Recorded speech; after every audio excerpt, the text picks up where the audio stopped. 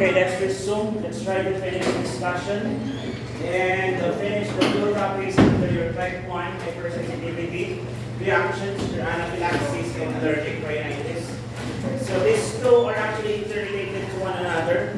They almost have the same pathophysiology as we are going to discuss later on.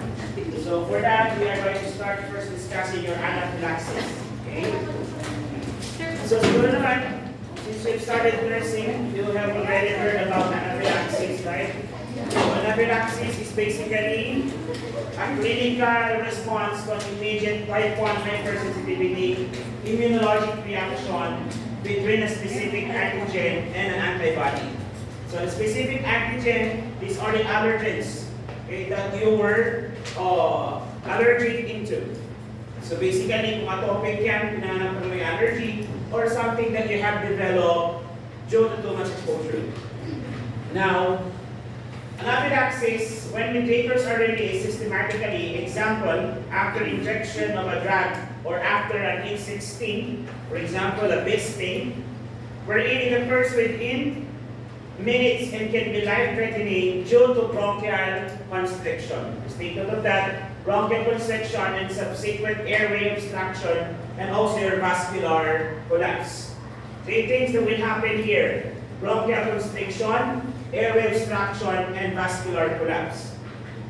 Now, this is what will happen. Okay, ganun pa rin yun. Pathophysiology before we go to the actual diagram, let me just give you a preview. So first thing is that you will be exposed to a specific antigen or allergen. So after the exposure, your body will going to react and will release specific immunoglobulins. In this case, it's hypersensitivity disorder type 1. So the most common IgG or Ig is your IgE. So your IgE will be binded with other chemical mediators such as your basophils, neutrophils, then will release now your histamine. Your histamine will release what? Your histamine will now cause vasodilation, causing now increased permeability and edema. So when this edema occurs and happens in your bronchus, it will cause constriction. Take note that this histamine's effect is more on parasympathetic. If it's parasympathetic, it will dilate the bronchus, it will dilate the blood vessel, and because of the dilation, increased permeability, causing now edema. And when this happens in your bronchus, imagine an edema happens in your bronchial area, it will now cause congestions. And because of that congestion, a constriction may occur, leading now to difficulty of airway, or a difficulty of air, or a blockage of the passage of air into your lungs from the outside surroundings. Okay? Kaya naman tayo ng bronchial constriction. And a possible airway obstruction, especially if the bronchus are already kissing each other, the dalawang signs, already kissing each other, or if an angioedema happens in your tongue, causing now mechanical obstruction. Okay? So alam na natin yung basics, sabi ko lang kanina. Now, this is one thing new, vascular collapse. Because of the exposure to histamine and vasodilation and the sudden loss of blood, yung ating blood vessel will also have a tendency to collapse because of the pressure inside the blood vessel. So because of the pressure of that, because of the sudden loss of blood and the increased permeability that will cause edema, the vascular area or the vascumotor, okay, yung wall ng ating vasculature will collapse. And when it's collapse, ibig sabihin hindi niya na mag-perform yung kanyang trabaho. Okay? So once the job is already not performed, so since ang ating vasculature is the passageway of blood through the livers all throughout our body, so what will happen? Okay? Mag-i-stop niya ng tubig, mag-i-stay lang siya sa specific area where the bronchus or bronchoconstriction occurs, that may lead to what? Decreased pressure in your blood vessel. So kapag decrease ang pressure ng ating blood vessel, because lumuwag diba? If imagine a hose, the more narrow the hose, the higher the pressure. The larger the lumen, the larger the butas ng hose, the lesser the pressure. Kasi yung volume natin is what? Mas maluwag yung dadaanan. Tendency, kapag mas masikip ang dadaanan, mas sisirit, mas mataas ang pressure.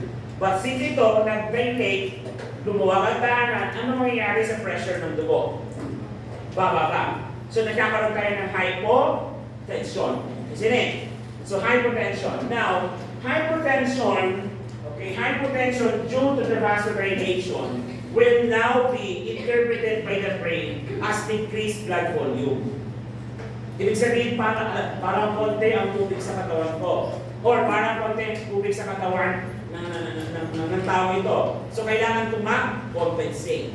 So the body will try to compensate in two ways. Okay, number one, kapag sinabi natin hypotension, kasi mababa yung fluid, na-detect ng brain na mababa yung fluid kasi nga nag-dilate yung blood vessel. Ang gagawin ni brain, interpret ngayon, since mababa ang tubig, doon sa area na to, kukonti, yan sa kamay or sa paa, kukonti ang narin sa tubig. Anong gagawin ni puso? Kailangan ko mag-effort para mapadalhan so that I can deliver fluids into that area that is not receiving enough fluids, because your blood contains fluids and of course your nutrients and of course your oxygen. So since na-detect ni brain na kulang ng blood volume, anong gagawin niya para mag-compensate? It will do what? It will make pulse to the heart to pump more. So nagkakaroon tayo ng tachycardia. Okay? So since your blood contains oxygen, isn't it? Oh, by the way, your blood contains RBC. Your RBC, within the RBC, we have your hemoglobin, and your hemoglobin carries oxygen. So carrying oxygen into the other parts of the body. Since ang circulating volume natin is mababa due to the vasodilation, it will also be detected by the brain na kulang ng oxygen sa body parts na ito. So kailangan ko mag-compensate. Kaya nagkakaroon tayo ng gasping for air, which is your tachypnea. So meron tayong hypotension, tachycardia, and tachypnea, which is the classical sign of your shock. Okay? So rapid pulse, quick pulse, hypotension, dilated pupils, and dyspnea, possibly to your cyanosis. Your cyanosis is an indication that there is already a respiratory distress, most probably due to bronchial constriction and airway obstruction. Are we clear? Are we clear? Yes. So in that case, is this an emergency situation? Yes, that is an emergency situation. So possibly, magbigay yung doktor ng something na pwede makapagpaluwag sa daanan ng hangin. Kasi life-threatening po ito. Commonly, magbibigay ka ng mga antihistamine drugs, and in any case, that the constriction is already severe, we can give adrenergic drugs. And the best adrenergic drugs that we can give is your epinephrine. Clear? Are we clear so far? Are we clear? Yes. I believe I already explained how edema occurs because of the vasodilation after exposure to histamine. Clear? So the vasodilation is due to the presence of histamine, and because of the vasodilation, magkaroon ng increased permeability, escape of fluids from intravascular to interstitial space, hence may lead to edema. Clear? Yes. Because of that dilation of the blood vessel, the circulating volume will also be interpreted by the brain as decrease, compensate the heart through tachycardia, or increase or rapid heart rate. And because the blood volume carries the blood vessel that contains your hemoglobin, and this hemoglobin carries now or attached with oxygen to transport into the different parts of the body, it will be triggered by the body rin na kulang sa oxygen kasi hindi nakakarating sa butan. Kaya gagawin, we will gas for more here as a compensatory mechanism of the body. Are we clear?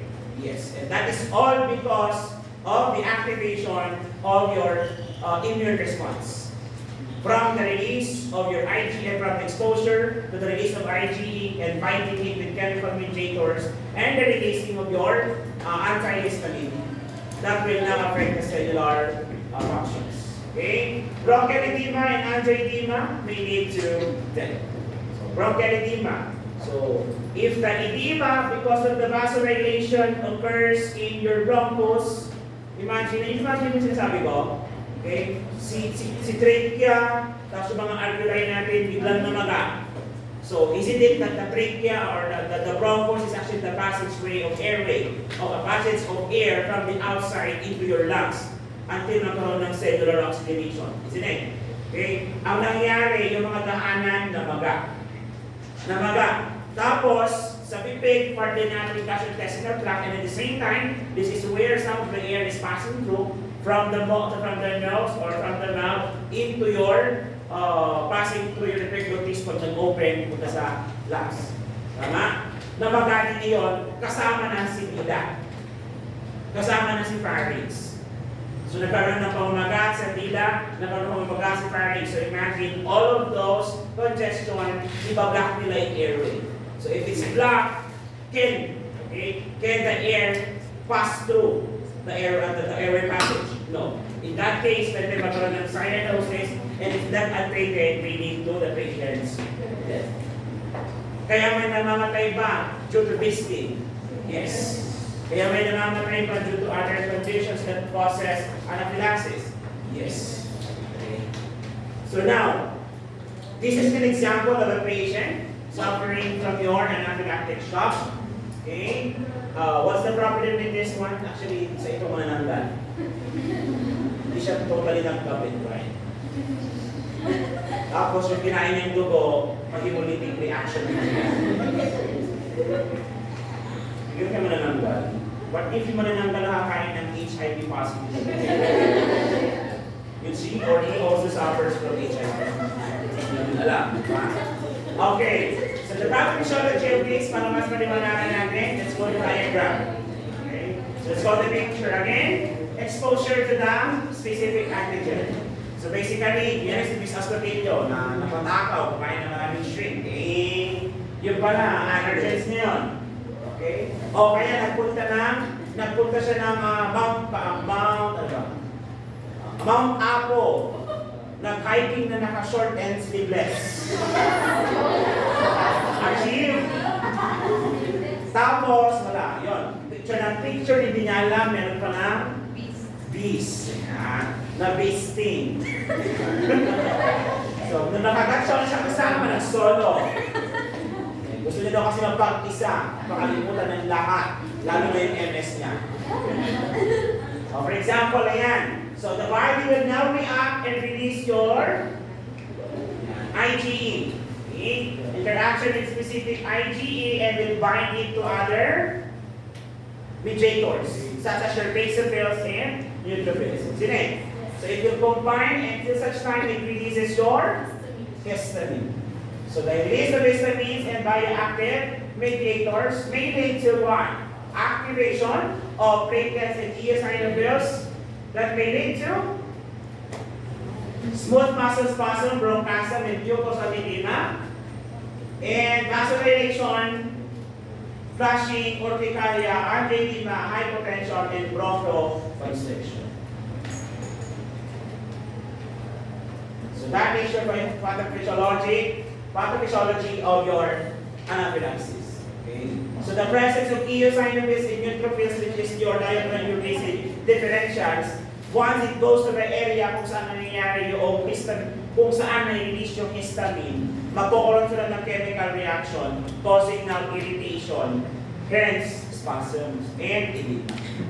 So hindi lang po yung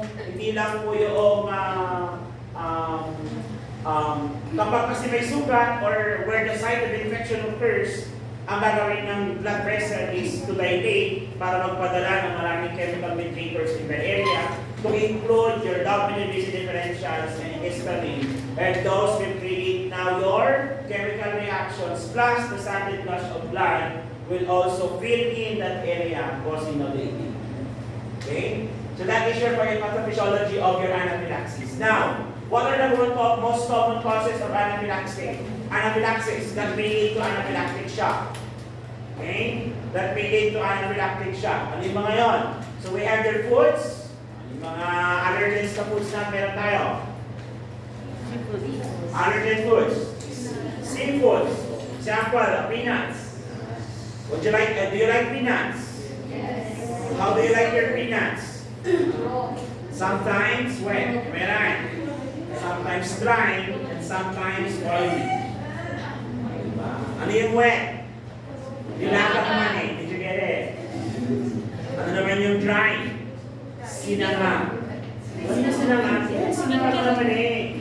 Yung naka-share pa siya kung mo sa mainit. Yes, may gano'n. Kasama nga ayaw ng mga tiga.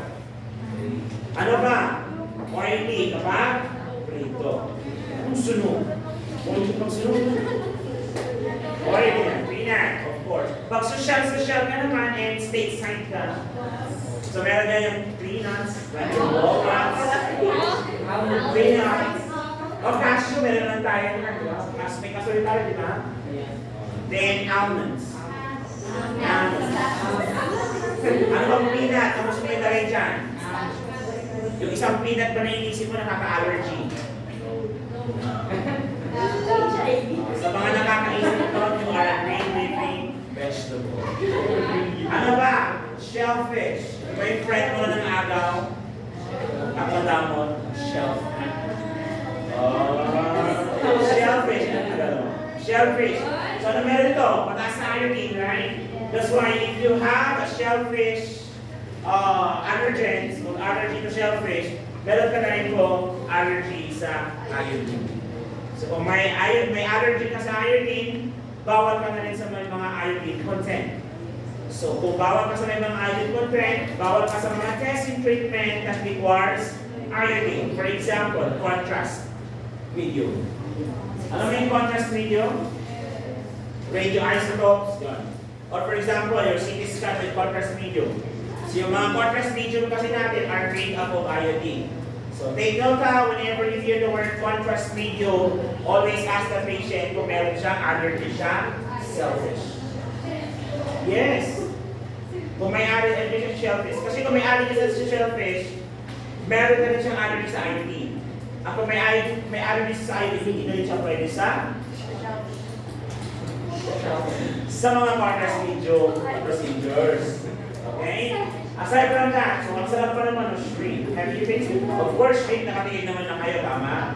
Most probably, pati crabs. Ito gusto ko na yun. Lobster. Have you tasted lobster before? Sino ba hindi mo nakatingin? Ay, poor.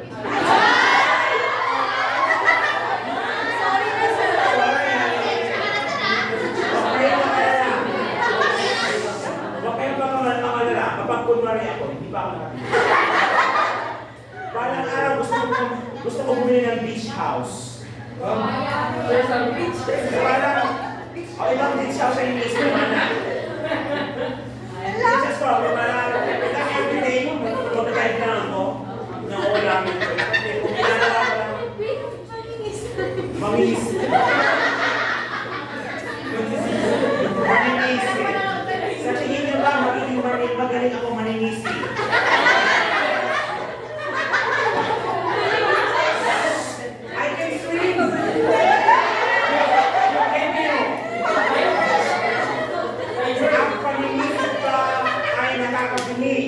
Yes! Kasi? Pressure! Akala ko kasi natatakpan.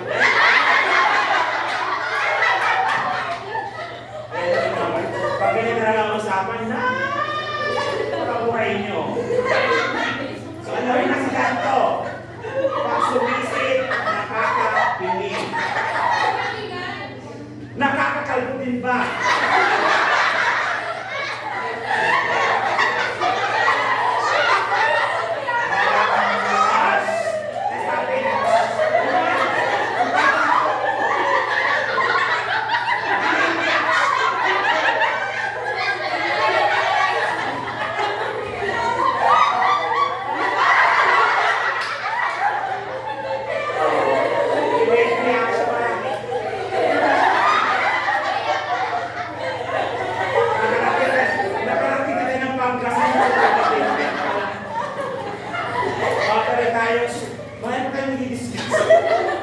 Okay, fish.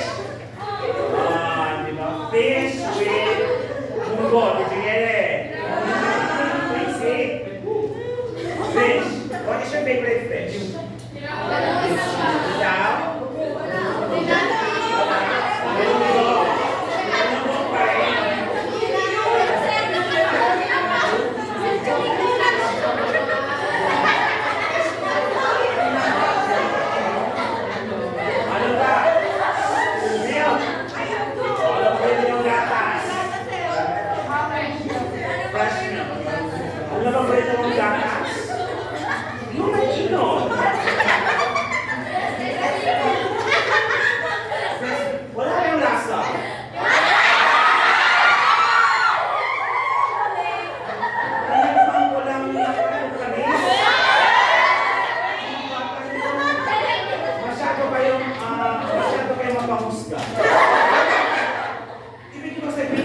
ko yun?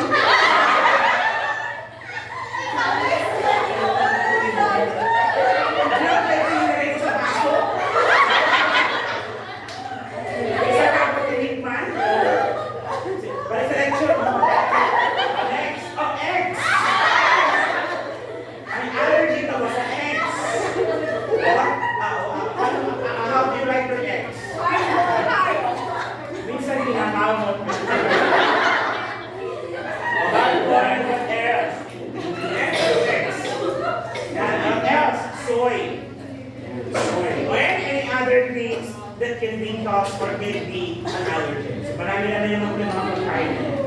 So wheat, what is wheat?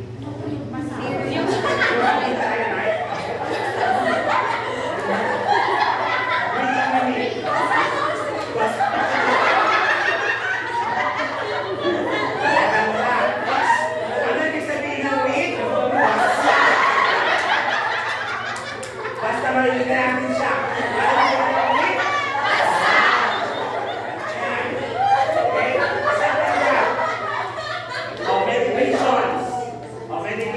These are medications, antibiotics.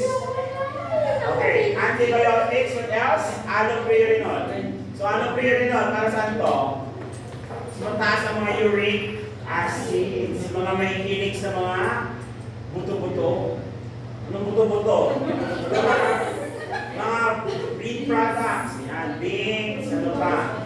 Lettuce soup. Gunggulang. What else? Ang organ meats, yung mga may sa organ meats, boppies. Saan ba boppies? Yes. Pinapaitan. Yes. Betamax. Yes. Isaw. Yes. Lahat ng binahan ng kain. Together. What else? Radio contrast. As I mentioned earlier, whenever you hear the word radio contrast or your contrast video, these are agents that contains iodine. Okay? What else? Anesthetic. Ano yung mga yan? Iodine. Ano pa? Bupivacaine. Ano pa? Okay? Yan naman tayo eh.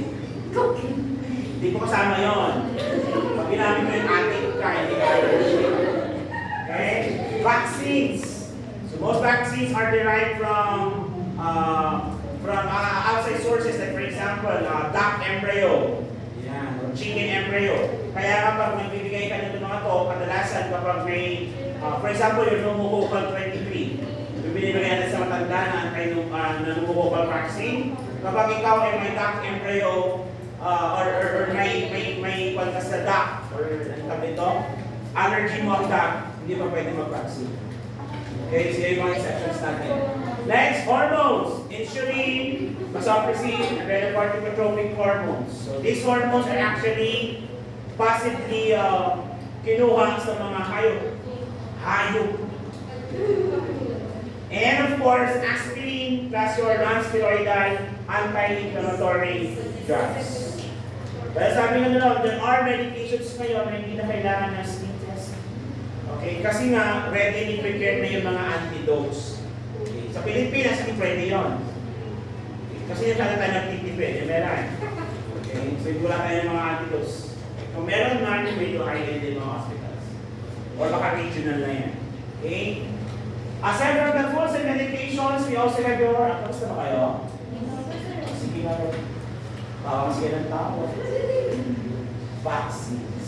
Kung ito na ang usapan, napakasaya naman mo. So na ibig sabihin niyan, masyado ka ng preoccupied. Baka iniisip mo na yan kahit tulong ka. Hindi mo na iniisip, lumalabas mo. Did you get it? Baka naman nagpapalitin siya. Bago mo problemahin yung iniisip namin, kung naman mo ng kajowa, ha? Bakit yung panuga? Ay, ikaw din na ng jowa. Kung wala ka, wala siya. Kung dalawa na lang. Okay tayo dito? Let me proceed. Okay, meron din tayong other pharmaceutical and biological agents, such as your animal serums. Kung maalala yung mga anti-toxins natin, anti-serums, such as your anti-rabies. Yung ATS, nalala yung ATS? Kapag nasugat dito sa ER, di ba dalawang mga anti-tetanus ang binibigay? Yung sa ATS. Yung ATS. Yung ATS kailangan natin in skin test. For those who have duties in NVDH, ayan, kahit yan sa ato, and even sa ibang ER naman din. So basta pumasok sa ER na may sugat, nasugatan, tapos may gas-gas, ibigay natin yan, ng tetanus toxoid and ATS. So for the ATS, we have to check for the patient's allergy. Kung may allergy pa siya, so mag-skin test tayo dyan. Okay? So aside from that, for example, yung anti-botulism. So anti-botulism is actually the anti-serum if you have suffered from botulism. So botulism is basically food poisoning. So clostridium botulinum. Clostridium botulinum. So ang anti-serum natin dito is your anti-botulism. The anti-botulism vaccine was actually derived sa horse serum. So kung mayroon kang allergy sa kabayo, kung may allergy ka sa kabayo, kaya kwan. Kung may allergy ka sa kabayo, so hindi mo pwedeng i-take yung anti-botulism na. Okay? Or kailangan mag-prepare tayo ng mga antidotes if in case na magkaroon ng reaction. Aside from that, kasama din yan ang insects. Insekto. Okay? Parang yung X ng jowa mo, right? Insecto. Did you get it? Insects like bees. Your wasp, your hornets, your yellow jackets, and of course, ants. Try lang natin ito, i-vlog natin, guys. Ipakakain mo sa, yung paa mo lang iapak mo sa bahay ng fire ants. Sada na sa finance go. Good. Okay, gawin mo kaya yun. Sa tingin nyo maglalang yung viewer ko. Bukas. Tapos ang lahat ng comment, tama. May doon swimming ka isang brother si Pandivan, si Boy Tapang. Kinakain niya lang ha. And another botulism, B-O-T-U. L-I-S-M, botulism.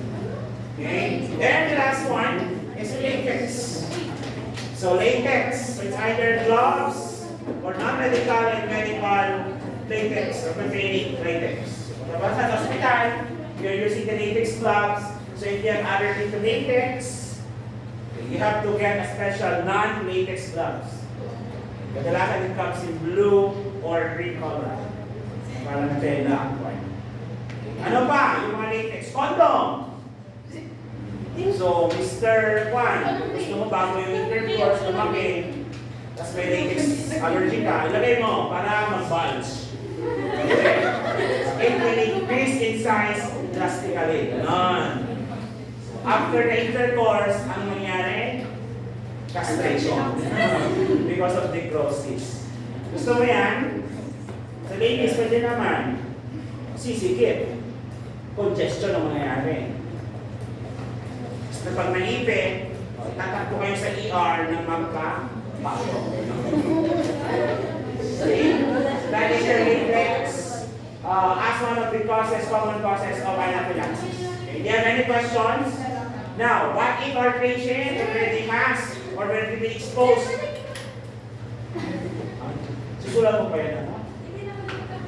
Okay, clinical manifestations. What are the clinical manifestations expected with patient with anaphylaxis? So the clinical manifestation will be varied depending on the severity of the condition. So if the anaphylaxis is mild, moderate, or severe. Okay? Mild, moderate, or severe. For mild cases, so these are the possible manifestation. Peripheral or tingling and sensation norm. What is the peripheral tingling sensation? What is the term we use to describe it? Paresthesia. Okay? Paresthesia. Then possibly accompanied the sensation of fullness of the mouth and throat. So parang makate. Pero parang mga magadi. So for mild cases. So periorbital swelling, pruritus or itchiness, very itchiness, sneezing, tearing of the eyes, and also be expected. Commonly, it will be developed within the first 2 hours after exposure. within the first 2 hours after exposure. Another one is your moderate systemic reactions. Includes now your flushing, warmth, anxiety, and itching, in addition to any other milder symptoms. So basically, all the symptoms under your mild reactions would also be present under your moderate reactions. Nadagdag na lang si flushing, okay? And plus your anxiety. Bronchospasm can also be present, and edema in the airway, larynx, with or accompanied by dyspnea or difficulty of breathing, plus coughing and wheezing. As a matter of fact, your coughing and wheezing is actually part of the mechanism of how the bodies respond to certain allergic reactions. So the reason kung bakit tayo nag-sneeze, nagka-cough, is that is the body's way to what? To expel whatever foreign bodies is inside our system. Clear? Yes. So onset of symptoms is the same for a mild reaction. So onset of symptoms is the same for a mild reaction. And when it comes to your severe systemic, it's gonna be abrupt. The same symptoms with the first two. Okay? Symptoms progresses from bronchospasm to laryngeal edema, severe dyspnea, with possible presence of cyanosis and hypotension. So, kapag nakita mo na si hypotension, medyo kabahan ka na, papunta ka na sa anaphylactic shock. Okay? Yung anaphylactic shock. So, dito, magkakaroon ka na ng laryngospasm, then magkakaroon ng constriction. So, basically, it's gonna be hard for you to swallow already. Then, nakakaroon ka na ng dysphagia. Abdominal cramping, vomiting, diarrhea, and seizure can be also present. And if not treated, may lead to cardiac arrest and coma, then eventually death. Ganun po kawan. So take note, yung anaphylaxis po kasi is medyo ang pinakadelikadong part is wherein if there is already a respiratory problem or reactions. Kaya nga very specific tayo, lalo for example, pag ikaw nagbibigay ng blood, okay? Di ba kapag nagbibigay kayo ng blood, if you're already tried it in the hospital, you have to confirm it together with another nurse. So synchronous kayo, habang binabasa mo yung paper, name ng patient, the serial number, the tube number, tinitignan niya rin yung what? Blood bank. Okay? Kasi nga, ikaw compare yung dalawa yon. Then, para ma-sure, ikaw naman sa baka, ako naman sa paper. Why?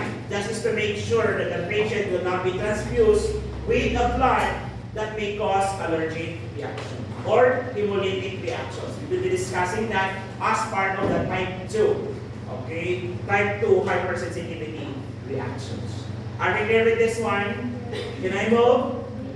Hindi pa daw. Believe it or not, kaya mo naman gawin siya na parang review type. Kaso nga lang, this is classroom. So it's not gonna be appropriate if I'm going to do it as a review. Kasi in the first place, pag sinabi kong review, dapat may alam ka na. If I ask you, malamang, bago pa lang sa inyo to. So kailangan talaga is, what tayo? Okay? It's more on lecture talaga. Okay na, bronchospasm. Yan ang may pinaka-problema natin. Okay? Maybe accompanied with angioedema. Yan. So kapag meron yung mga yon, it will block the airway, possibly may hirapang huminga ang pasyente. Okay? At pag nagkakaroon ng cyanosis, so later on, I will be showing you on how to manage the condition with drugs and other treatment na pwede natin gawin. Okay? So now, can I proceed? So once the symptoms arises, depending now sa severity of the condition, we will now go to the management. So the first thing that we need to do is one, to know kung ano ba ang allergens ng pasyente. Because sabi nga natin, prevention is better than cure. If we know the allergens of the patient, or if you know your allergen, so the basic thing to do as part of the preventive measure is to strictly avoid the potential allergens. Kung allergic ka sa shrimp, hindi niya may ngalod, iwasan. Hindi yung ngayon lang naman. Yung ngayon lang naman, 10 piraso. So, pa, engineer. So yung soup ko, yung mas malalaki, no? Single points. Ang sarap na nag-isa mo together with squid, tahong, tuna, with white onion, and your onion mix. Plus a squeeze of lemon and salt and pepper. Mixed veg. Mixed veg. Mixed seafoods, di ba? Mixed seafoods.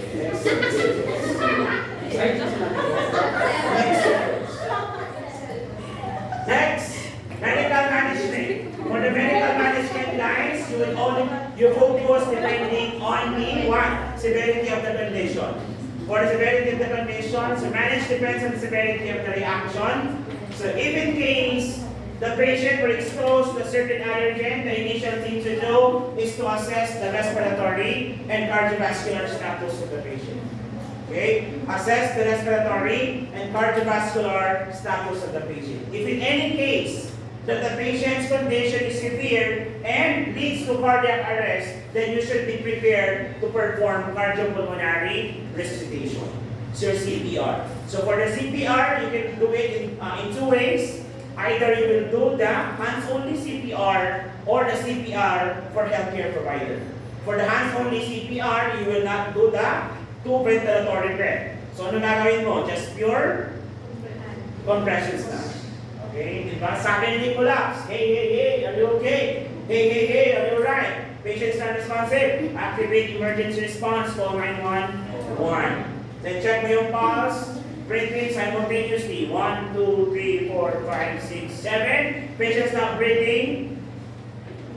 No pulse. So what will you do? Start CPR. 1, 2, 3, 4, 5. At a rate of 100 to 120 compressions per minute. Pero kung gusto mo naman, kasi guwapo yung nahimatay, pwede ka naman mag-ventilatory breath. So ano gagawin mo naman? 30 is to 2, 5 cycle in 2 minutes. After 2 minutes, you have to analyze. Check mo rin ang pulse, check mo ang breathing. Pag negative pa rin, repeat the cycle. Where? So 30, 29, 30. Kung sana kung flow talaga, ang ginagawa mo, boring. Inakakat mo pa yung lapping. So after no 3 attempts mo ng ventilatory breath, nagkaroon siya ng angioedema. Hindi ka lang natin sure kung dahil ba sa allergic reaction or dahil sa pagkagat mo sa labi niya. Okay?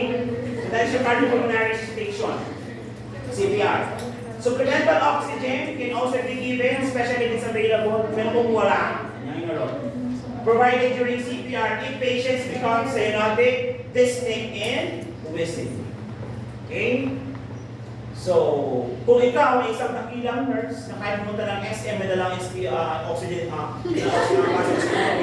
maganda. Diba, kunyari board exam mo, tapos kalalabas ng result kagabi. Ay, lumabas ka ngayon ng bahay naka-uniform. Wala ka naman duty, yan na rin. Kala na SM. Ay, nurse ako. Tapos naglakad ka sa food court, no? Nurse ako, may tatanga-tanga, kumain ng shrimp, allergy niya pala. Nag-cardiac arrest. Ay na, anaphylaxis siya. Sabi, uy, di ba nurse ka?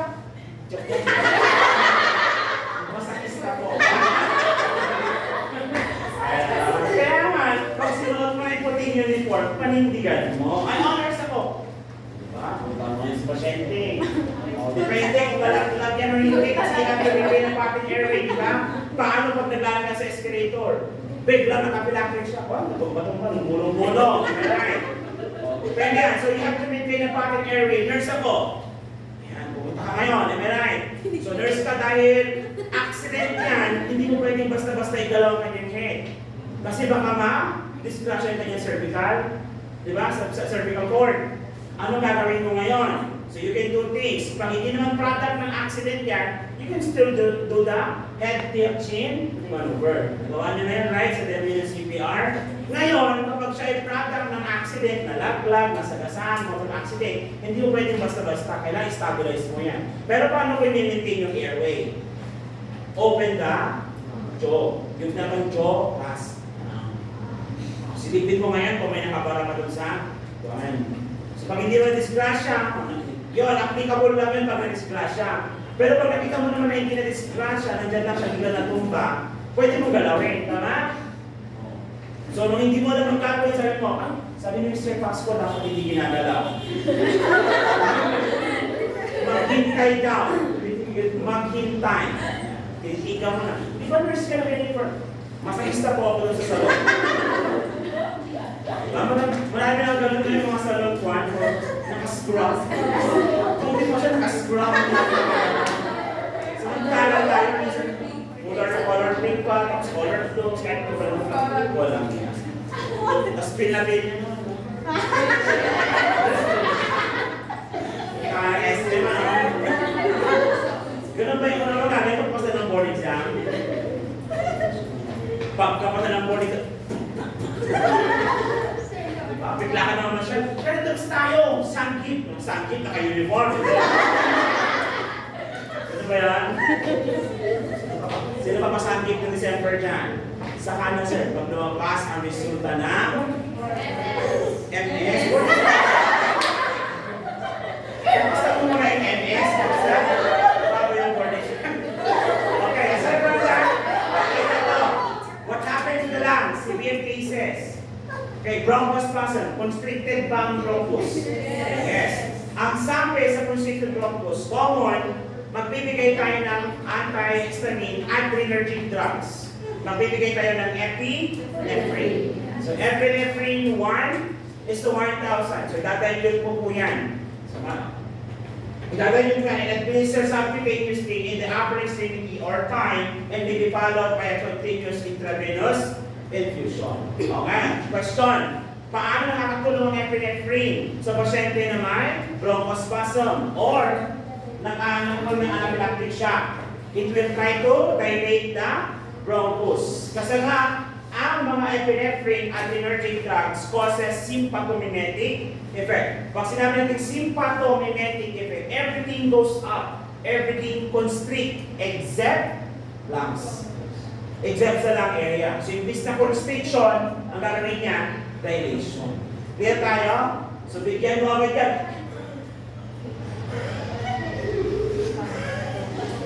Pag binigyan mo ng epinephrine, did you get it? Yes, kasi immediate ang effect niya, especially pag yung intravenous binigay. Okay? So, pag kayo nag-epi, malapit na yan, pag mag-4th year, hindi mo mga okay, magkakaroon ng ACLS, di ba? So, pag nag-cardiac arrest yan, ikaw ang magiging leader. Okay? You will maintain the airway, push up, push hard and fast, pagpalitan kayo dalawa. You are in charge of the medication and please document everything and report us with the time. Yan. Tapos, 2 minutes. Kailangan kabisado mo. Itignan mo yung monitor. Patient is in beta. Okay, continue high quality CPR. Prepare 1 milligram epinephrine flushing with 20 cc water. Do not give the medication unless I told you to do so. Still 2 minutes, patient is still in beta. Give the medication now. You not give medication between 3 to 5 minutes, between 3 minutes to 5 minutes. Pag 2 minutes na, the patient is still in beta, we may give your cardioversion. Yun na. So pag 2 minutes, hindi pa tayo pwede magbigay ng medication, please prepare to shock. Charge at 200 joules. Charging, prepare ka. Sabi nila, pag charge, shocking on 3, 1, 2, 3, shock, deliver. When you hypertensive. After 2 minutes, patient still in PF, give the medication. On. Hanggang 10 minutes yun. Paulit-ulit yung gagawin. At 30 minutes, paulit-ulit yung gagawin. Okay? So, yun, lahat yun i-equal. Group of 6 kayo, then lahat kayo magiging leader. So, kailangan alam mo magbasa ng ECG, alam mo ano yung algorithm, kapag ganitong ECG niya, ano ibibigay after 2 minutes, ano yung algorithm natin, check mo pa, check mo. Pagdating nyo ng 4th year yun. O bakit kaya natin yun nasa akin? Pinili yung mag-nursing, MRI. Akala niyo siya ang nursing. Hindi, ano yung tawag yung nursing? Mag-vital signs lang. Okay? Other medical management, guys. Other medical management, We can give antihistamine plus corticosteroid. Bakit mapibigay ng corticosteroids? Analyze. What is the condition? Type 1 hypersensitivity reaction. What happens in the immune system? Under or over?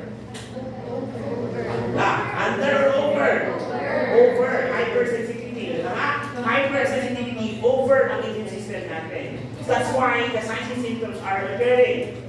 Diba? Nag-overreact yung ating immune system. So, anong gagawin natin? Kung overreact, OA ang immune system natin, pababain natin. Kaya magbibigay tayo ng mga immunosuppressant drugs. What are example of immunosuppressant drugs? Steroids. What are example of steroids? Prednisone, ano ba? Lahat daw ng zone. Zone 1, Zone 2, Zone 3. Diba? Paracetamol zone. Ibuprofen zone. Basta daw lahat ng may zone. Okay? Antihistamine.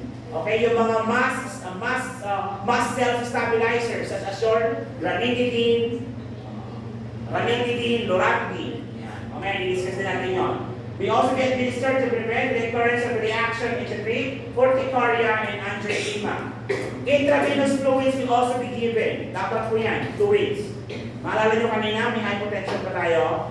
Yes, pag may hypotension kasi na nag-dilate yung blood vessels. So you have to add volume so that the fluid intravascularly will increase, causing now increased cardiac output. Hence, will also increase your what? Blood pressure. Okay? So, bigyan niya ng intravenous fluids. Question, hindi lang basta-basta fluids. What fluids will you give?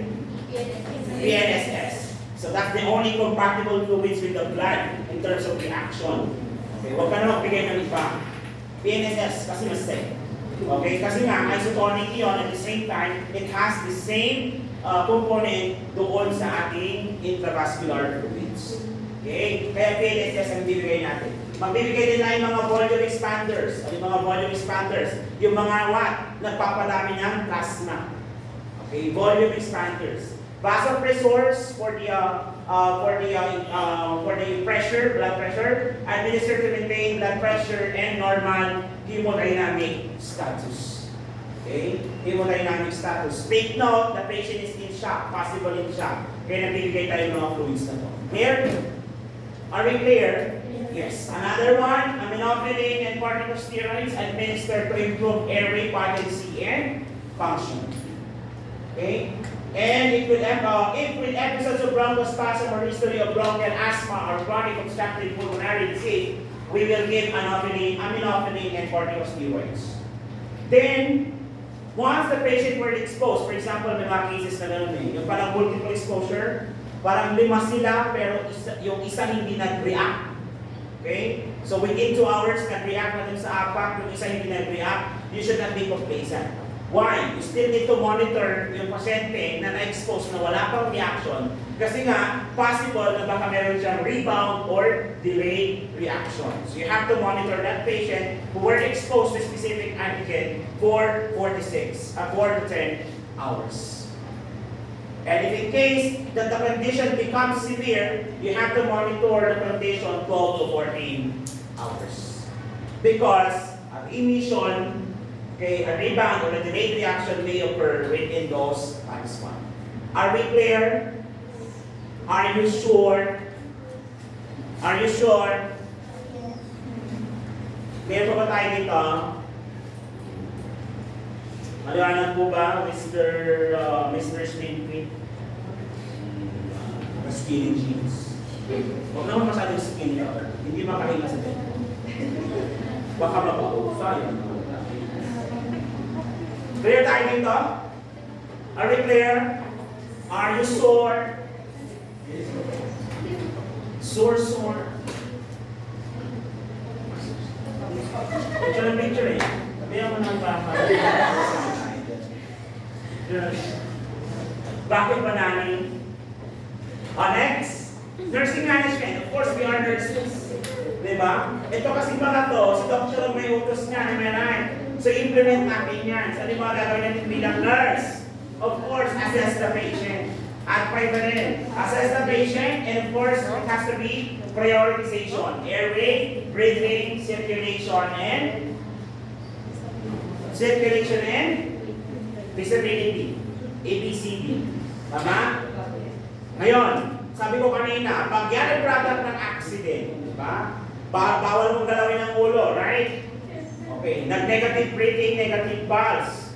Okay, so kinakabahan ka ngayon na mag-CPR kasi baka mabali yung spine.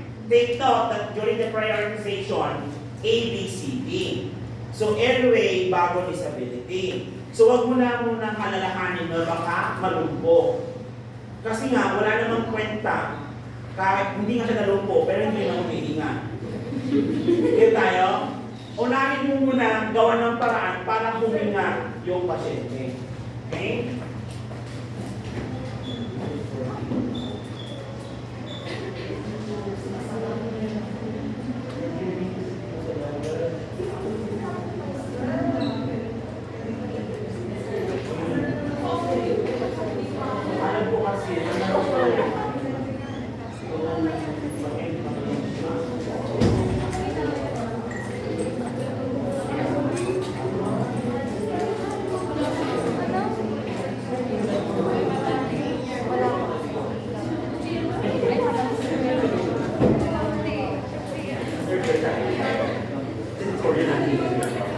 Okay, aside from that, observe for signs of increasing edema and respiratory distress. So what are the signs of respiratory distress that you have to monitor? So you have to monitor the RR. What else? SpO2. What else? Breathing pattern, isn't it? Yung color ng pasyente, baka naman cyanotic na. Ay, ang cute, nagiging blue. Parang smart ba yan? Diba? Ay, ang cute ni sir, nagiging blue, parang smart. Tama ang matayan. Buhayin mo. Ay, hindi. Sabi ni Mr. Pasqua, do not touch. Kasi aksidente. Bluish na, do not touch ka, pati. CPR mo naman, nagkakaintindihan. Okay? Aside from that, rapid initiation of emergency measures. If you are a trained paramedics and you get to intubation, then you intubate. Okay? You give the emergency medication. If it's severe bronchospasm, then you give adrenergics. What is the drug again? Epinephrine.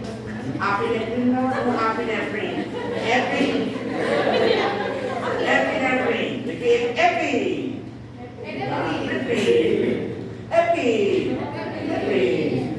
Okay, emergency medication, insertions of intravenous fluid. What fluids will you give? Anybody find?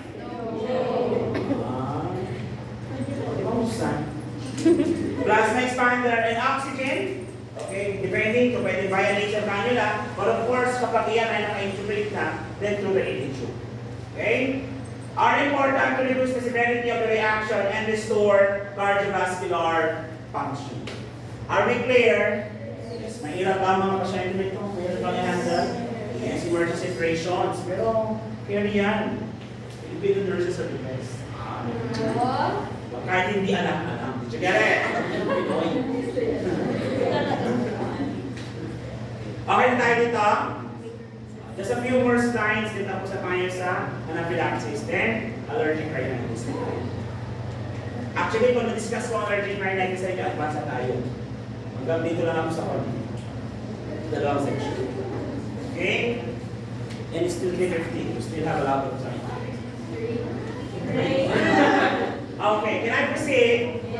Yes. Okay, under nursing intervention, patient must be instructed about antigens that should be avoided. Of course. Kailangan mo memorize yan. Okay, actually pag meron tayong test na ginagawa, yung radio allergosorbent test. Radio allergosorbent test wherein they're going to check in your blood on what specific allergens do you have. Kung saan ka talaga allergy. Okay, or may allergy. Ha?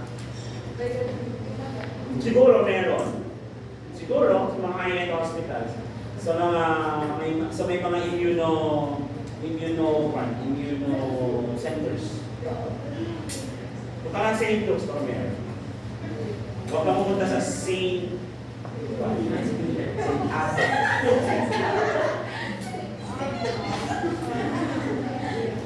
Patient must be instructed on antigens that should be avoided and and the other strategies to prevent the occurrence of anaphylaxis. Basic again, just avoid the cause of the anaphylaxis. Okay? So for that, all patients who have experienced anaphylactic reactions should receive prescription for preloaded syringe of epinephrine.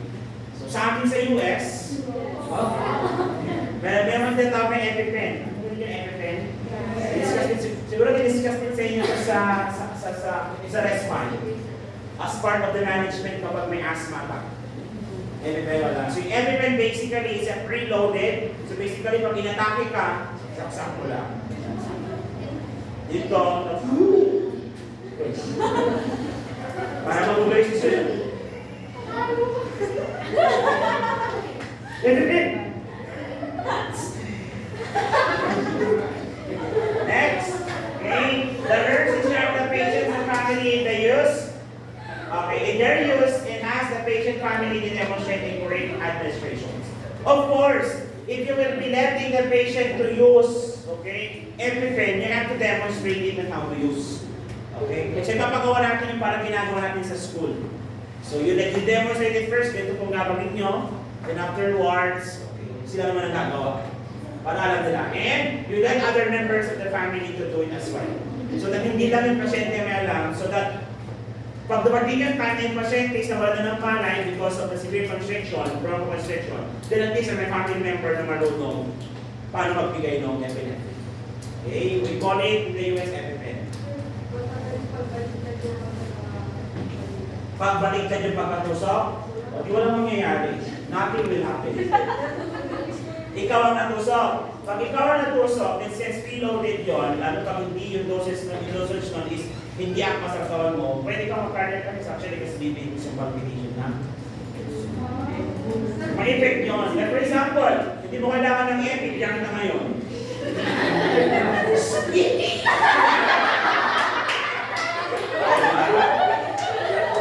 Pag-tusok ka, ending, dalawang patay. Did you get it? Tapos balita, isang nagbabagang balita, nurse, pinatay ang sarili. Baliktad ang pagtusok ng EpiPen. Diagnosis, tama.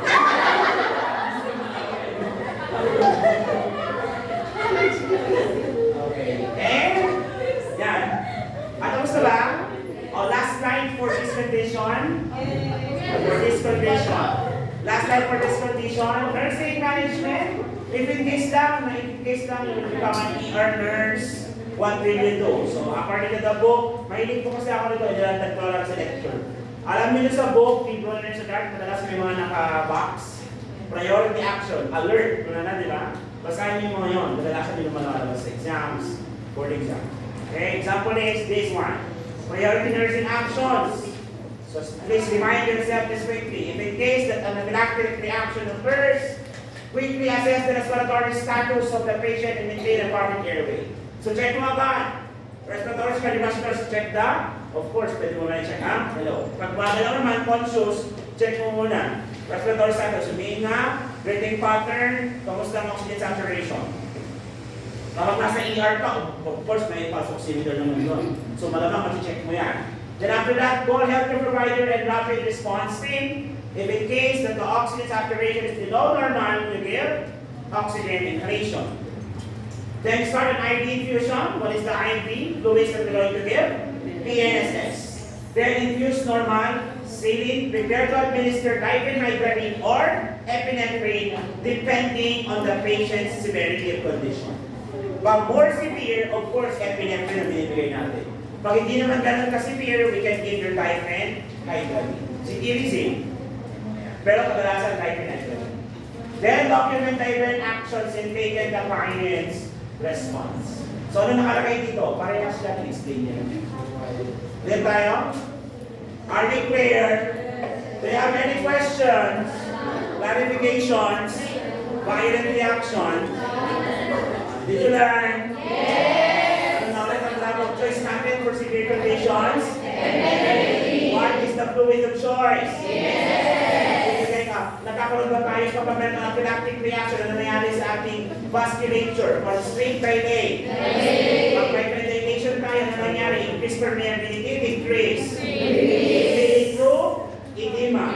Yes po ba? Yes. Upon exposure to allergen, pwede po ba tayo magkaroon ng reaction? Yes. The reaction may release one specific immunoglobulins. IgE. It will be combined to other mediators and it will release histamine. Histamine will lead to vasodilation, then the process goes on.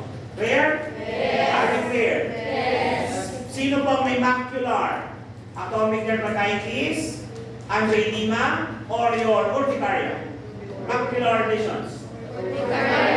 Urticaria or your hives. Macular lesions? Atomic dermatitis. What if nagkakaroon tayo ng flaring? Ano ang ibig sabihin ng flaring? Ito ba yung dilated blood vessels? Yes, around the wheel. Did you get it? Yes. So do you have any questions so far? So we will be having another quiz tomorrow. Okay, about the topics that we were able to finish today. So if you don't have any questions, wala kayong tanong? Yung totoo, did you learn? Totoo. So bakit na kapag may nagkaroon ng anaphylactic reaction, alam mo na ang gagawin mo?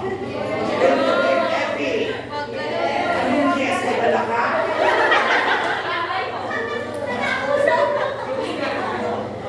Alam mo, action, di ba pa may isa kung anong meron, ha? Kakayin mo yan. So, wala kayong tanong. Thank you for coming to the class. See you tomorrow. Bye-bye!